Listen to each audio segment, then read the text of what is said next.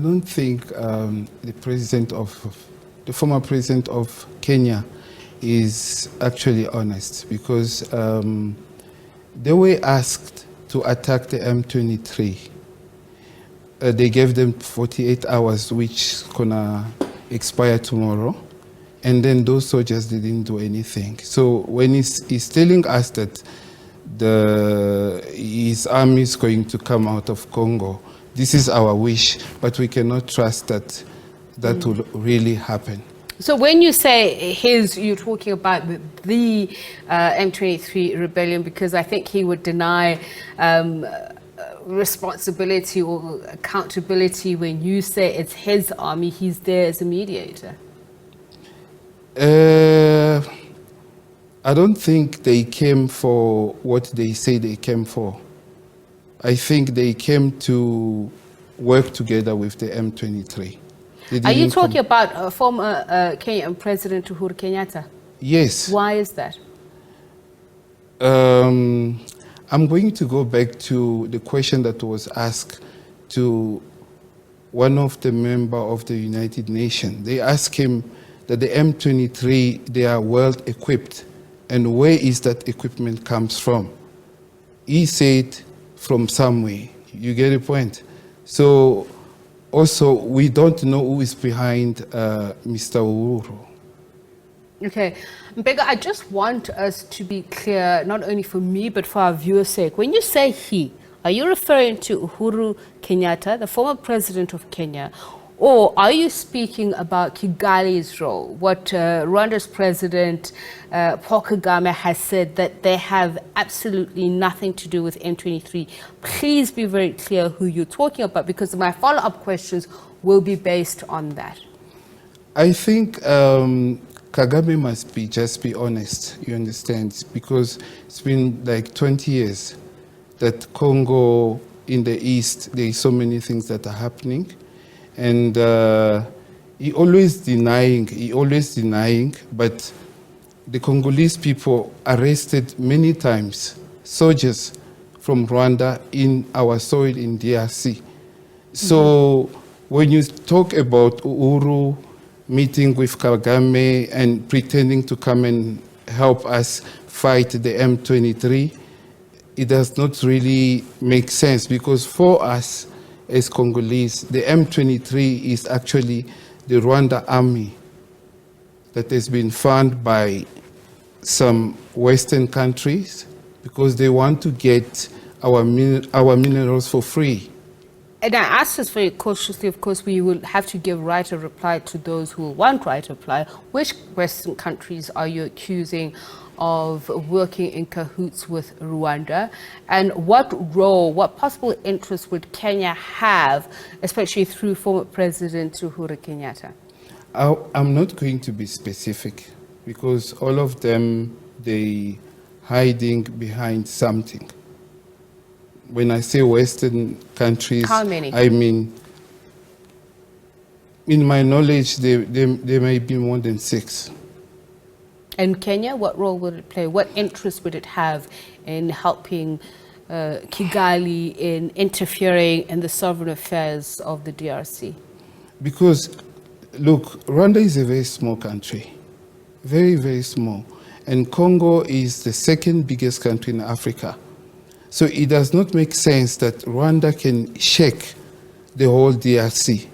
There is countries that are behind Rwanda that are doing that because they don't want to come to the right door and negotiate to buy our minerals. They want our minerals for free. You get the point? So I think Kenya, Uganda, Rwanda, all of them, they are just puppets, but there is a hand behind that. So, former President Uhuru Kenyatta has said he's met with leaders of M23, that there has been an agreement of not only a gradual withdrawal, but of respecting a ceasefire.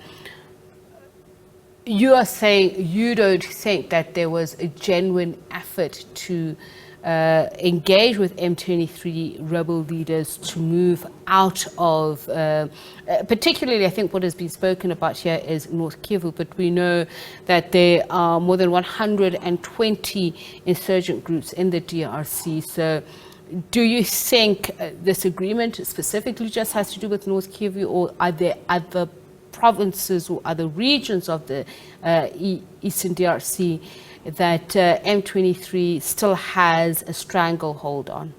If M23 was willing to withdraw or go for an agreement to leave DRC, they're supposed to be in the last meeting in Nairobi, and they didn't go there.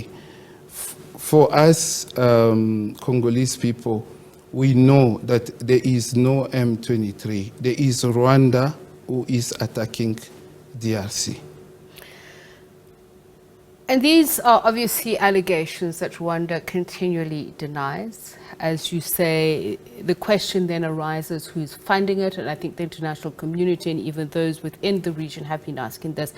But then the East Africa community, particularly the East African community force that has been deployed there. There are 5 countries with interest after the DRC joined the East African community, who say it is important for them as well to see an end to this war.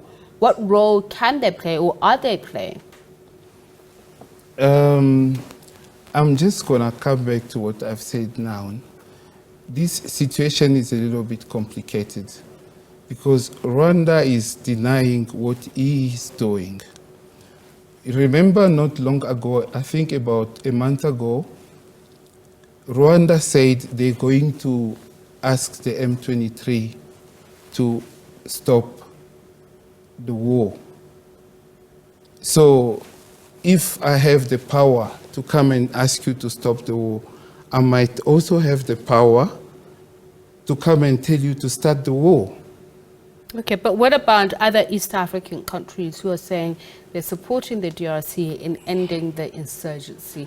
But those in the East Africa community, are they friends of the DRC, or are they friends of the Rwanda? Are they caught in between? I will just ask you a question that I'm also asking to the whole world. Which experience Kenya has in war?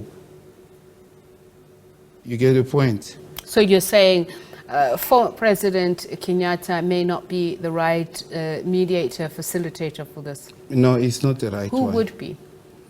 I think those who want our minerals, the lithium, the copper, the cobalt. There was a question that was asked to the ambassador of United States to Kinshasa. He said that they will not intervene in that war. But if they really want our minerals, why are they not making peace in Africa? Why are they not making peace in DRC? Then they can come and sit with us, and then we can negotiate. Because remember when Mr. Kabila was in power, he managed to defeat the M23. So now they want Tshisekedi to negotiate with the M23, and Tshisekedi doesn't want to go that way. And I support the position of Tshisekedi because the M23 is just terrorists. It's just people who want to come and kill and steal in the DRC. So the blame goes not straight to Rwanda, but the blame goes to those who are hiding behind Uganda and Rwanda.